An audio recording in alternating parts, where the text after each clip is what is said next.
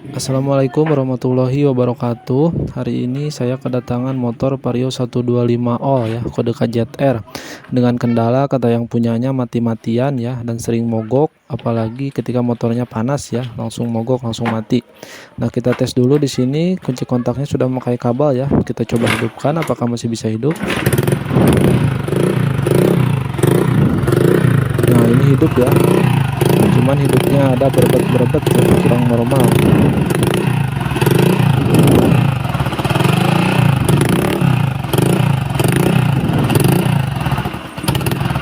Nah, ini berebat-berebat langsung mati ya. Ini seperti ini ya kendalanya, ini mati ya. Ini posisinya masih bisa hidup. Nah, kita coba hidupkan lagi ya.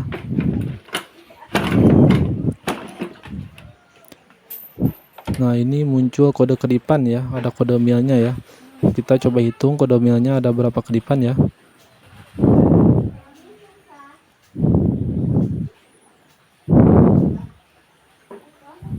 Satu, dua, tiga, empat, lima, satu, dua, 5 kedipan lambat dan 2 kedipan cepat ya. Itu artinya kode 52 ya. Kode 52 berarti sensor CKP.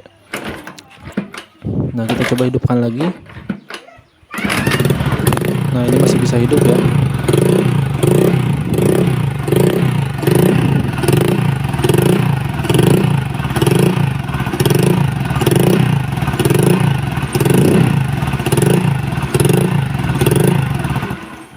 Nah, ini berbat-berbat langsung mati lagi, muncul lagi kedipannya. 1, 2, 3, 4, 5, 1, 2 ya. Kode 52 berarti sensor CKP, entah itu kabelnya yang putus atau sensor CKP-nya yang rusak ya. Untuk memastikan kita langsung saja scan ya. Nah, kita masuk ke menu diagnosa ya. Nah, di sini kita masuk ke Honda, lalu ke Indonesia ya. Nah, di sini tinggal kita cari motor Vario 125 ya. Nah, ini sudah terhubung, langsung kita cek membaca kode kerusakan ya. Nah, di sini kode kerusakannya muncul sensor CKP ya, atau pulser bermasalah ya. Itu artinya di sini memang sedang terjadi ya kerusakannya. Nah, terus di sejarah juga ada ya sensor CKP atau pulsernya yang bermasalah. Nah, sekarang kita coba hapus dulu ya, apakah bisa terhapus ya. Takutnya itu kode kerusakan yang lama yang belum reset ya. Kita coba hapus. Nah, ini dihapus.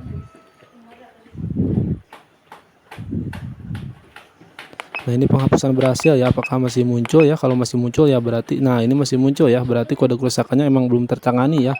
Nah, ini besar kemungkinan memang CKP-nya yang rusak ya kalau seperti ini. Karena kalau kabelnya itu biasanya matinya mati total ya. Kalau ini kan hidup ya, mati hidup mati ya. Nah, untuk memastikan kita langsung bongkar saja bagian CKP atau spoolnya ya. Nah, kita keluarin dulu air radiatornya.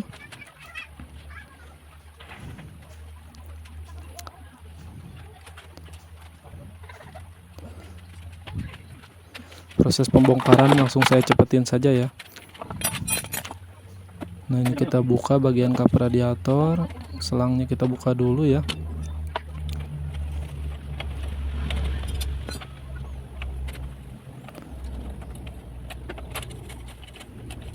Nah, ini kap radiatornya kita buka, kemudian baut radiatornya ada 4 biji kita buka juga ya, memakai kunci 10T ya.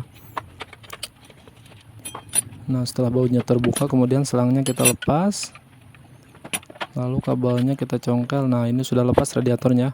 Kemudian kita lepas kipas ya di sini. Di sini kipasnya ada 3 baut ya. Kita lepas semua. Nah, sudah terlepas, kita buka mur magnetnya ya menggunakan kunci 17 lah. Kita keluarin ringnya dulu. Terus kita buka pakai tracker magnet ya.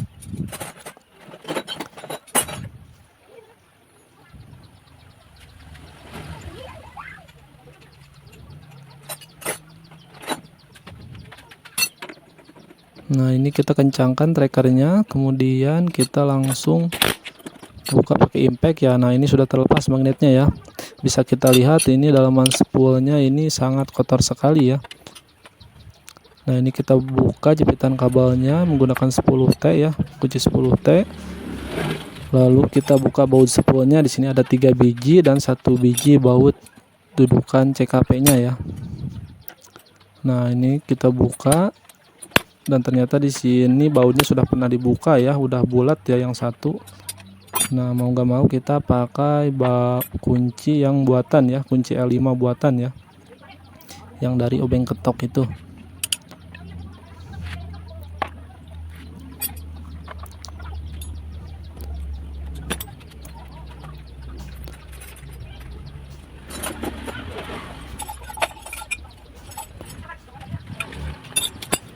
Nah, kita pakai kunci ini ya. Nah, kita pakai kunci ini, kita ketok sekali aja langsung lepas ya, gampang terbukanya ya. Nah, ini kita lepas bautnya 3 biji, kemudian baut dudukan CKP-nya kita lepas. Oh, ternyata nah di sini ada kendala ya. Ternyata baut dudukan CKP-nya itu sudah patah ya, udah somplak ya. Jadi kita tidak perlu buka, tinggal kita langsung copotkan saja ya. Nah, ini ya. Nah, ini baut dudukan CKP-nya sudah somplak ya, sudah sangat lama ya, sudah terlihat bekas patahannya sudah lama. Nah, ini kita lepasin kabelnya. Nah, ini kondisinya setelah kita buka ya. Kondisinya sangat kotor sekali dan ini dudukan CKP-nya yang tadi ya. Nah, ini sudah patahnya sudah terlihat sangat lama ya. Mungkin pernah mau dibuka ya sebelumnya. Nah, ini patahannya sudah sangat lama sekali. Dan ini terlihat oli bocor di mana-mana ya. Biasanya ini dari seal magnetnya ya. Nanti kita ganti sekalian seal magnetnya. Nah, ini sangat kotor sekali olinya. Dan ini kondisi spool sama sensor CKP-nya ya. Nah, dan ini kemungkinan besar penyebab rusaknya sensor CKP itu dari oli yang bocor ya. Karena seharusnya spool sama CKP itu harus kering. Nah, dan ini patahan yang tadi ya. Nanti paling tidak kita pasang ya, karena yang punyanya hanya pengen mengganti sensor CKP-nya saja. Jadi itunya bisa diganti belakangan ya, dudukan spoolnya. Nah, ini kondisi spoolnya mulus ya, tinggal kita bersihkan saja, cukup kita ganti sensor CKP-nya saja.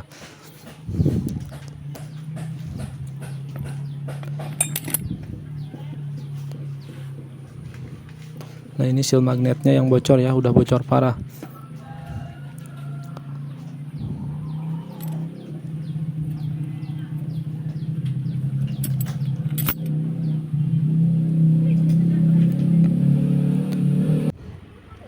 Nah, kemudian kita pisahkan sensor CKP sama spoolnya ya, lalu kita bersihkan. Nah, di sini ada bautnya 2 biji ya, yang satu baut CKP, yang satu baut klemannya kita lepasin.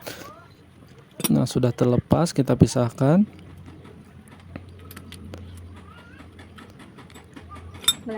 Nah, ini sudah terlepas ya. Ini sensor CKP-nya yang mau kita ganti ya. Kemudian kita bersihkan. Nah, setelah kita bersihkan, kita pasang seal magnetnya ya yang baru. Nah, ini sudah diganti seal magnetnya. Kemudian dudukan spoolnya kita pasang. Kemudian kita baut dulu ya. Di sini bautnya kita pasang 4 dulu ya. Yang 2 jangan dulu dipasang.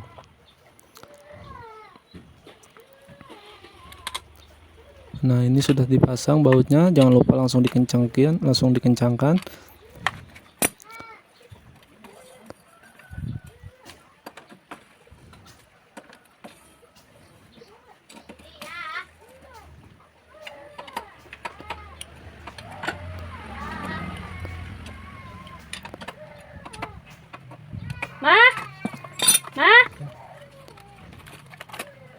Nah, ini sudah kencang, kita ganti sensor CKP-nya. Nah, saya biasanya memakai merek ini ya. Biasa saya part injek memakai merek ini, biasanya awet ya, sudah terjamin. Nah, ini sama ya, Vario 125 all itu 4 kaki ya. Tinggal kita pasang saja ke spoolnya. Kita bersihkan dulu, kita lap-lap dulu ya, sisa bensin-bensinnya bekas tadi bersihkan.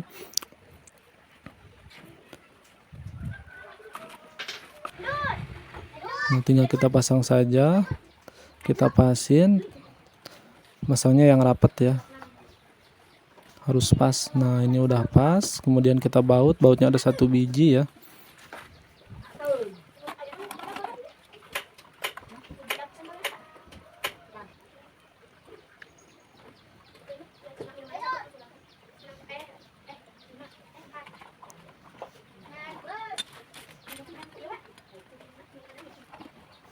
Nah, ini kita baut, jangan lupa langsung dikencangin.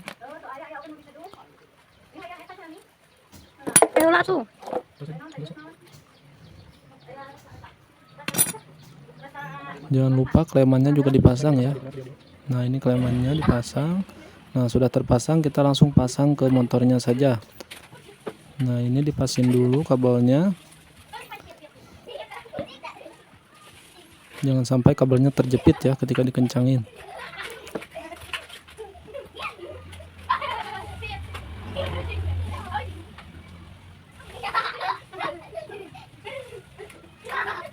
Nah, kabelnya sudah pas, kemudian pasin spoolnya sama dudukannya, kemudian kita baut ya. Bautnya di sini baut yang tadi ada 3 biji ya, kita pasang.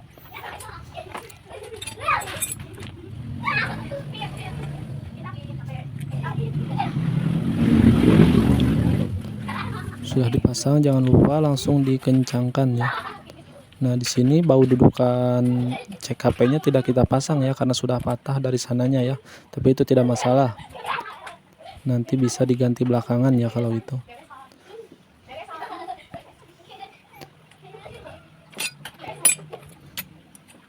Nah, ini udah kita kencangkan.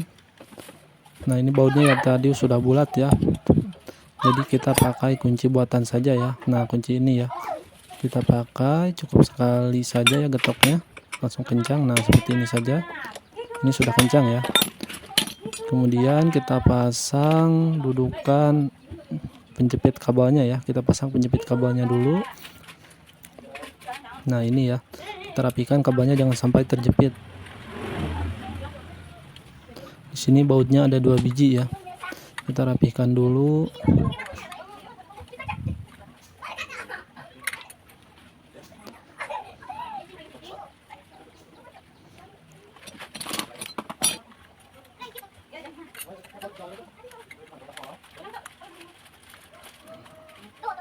Nah, ini sudah masuk ya, kemudian kita baut, kencangkan, bautnya ada 2 biji pakai kunci 10T ya.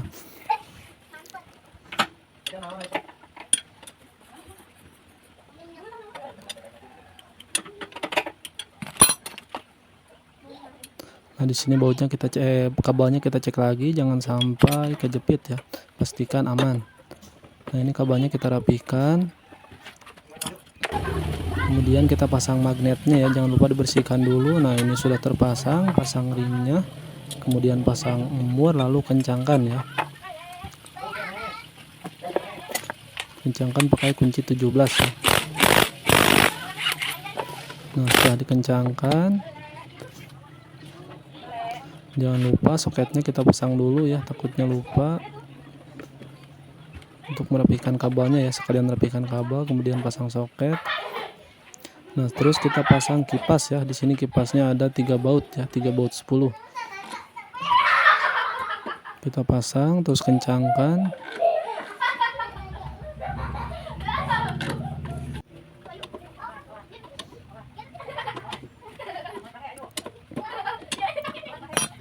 Setelah kipasnya kencang, kemudian kita pasang radiatornya ya.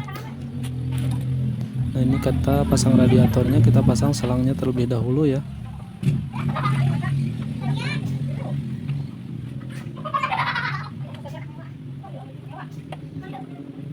Nah, setelah selangnya terpasang, kemudian jepitannya kita pasang juga ya, menggunakan tang.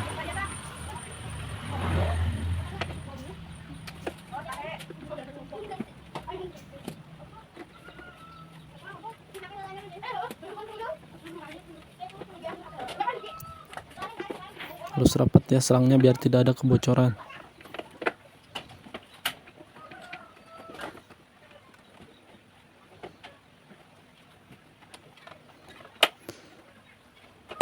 Nah, setelah jepitannya terpasang, kemudian kita baut lagi ya. Di sini baut radiatornya ada 4 biji ya. Kita kencangkan pakai kunci 10T.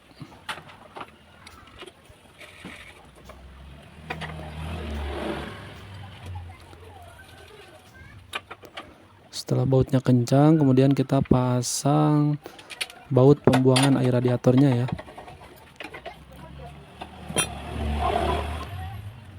Nah, ini pembuangan air radiatornya kita pasang, setelah itu baru kita isi air radiatornya ya. Nah, setelah terpasang semua, kemudian kita cek hidupkan ya, apakah sudah bisa hidupkan. Nah, di sini setelah kita hidupkan, motornya bisa hidup dan tidak langsung mati seperti tadi ya. Nah, ini bisa stasioner juga ya. Ini hidup normal ya. Kita coba coba tes di border ya.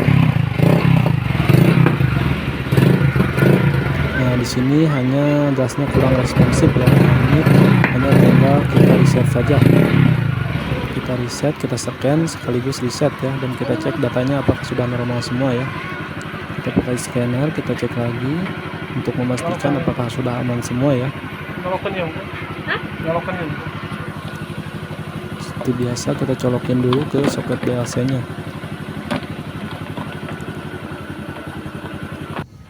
Nah di sini kita masuk ke menu diagnosa ya, kita cari motor Honda ya, lalu masuk ke Indonesia, terus kita cari motor Vario 125 ya. Nah ini sudah terhubung, kita cek lagi kode kerusakannya. Nah ini sejarahnya masih ada ya, karena belum kita hapus ya. Nanti kita tinggal hapus saja sekaligus reset ya. Nah ini kode kerusakannya sudah tidak ada ya, artinya kode kerusakannya sudah tertangani ya. Jadi ketika dihapus pun tidak akan muncul lagi ya, karena sudah kita lakukan pergantian di sensor CKP nya tadi. Nah ini penghapusan berhasil ya. Setelah dihapus kita cek lagi apakah masih ada kode kerusakannya. Sekarang tidak ada ya, kode kerusakannya sudah aman. Sekalian kita cek datanya ya, data injeknya apakah normal semua sensor-sensornya ya. Kita coba hidupkan.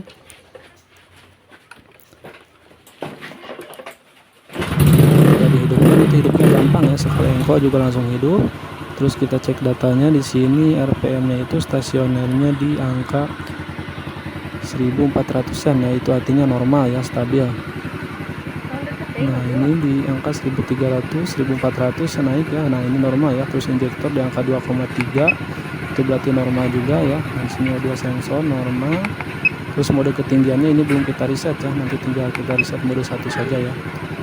Nah ini sudah normal semua ya, putaran mesin di angka 1400, injektor di angka 2,3 ya, dan gasnya sudah responsif ya. Kita tinggal lakukan pengetesan saja ya, jadi tinggal kita reset mode 1 ya. Kita cabut dulu scannernya, kemudian kita tes jalan ya, apakah masih mati ya seperti tadi.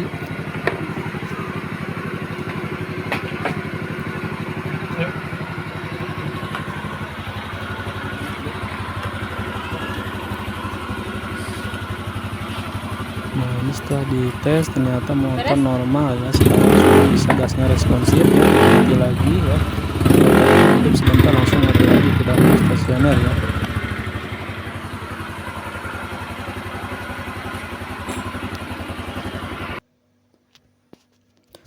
Nah ini setelah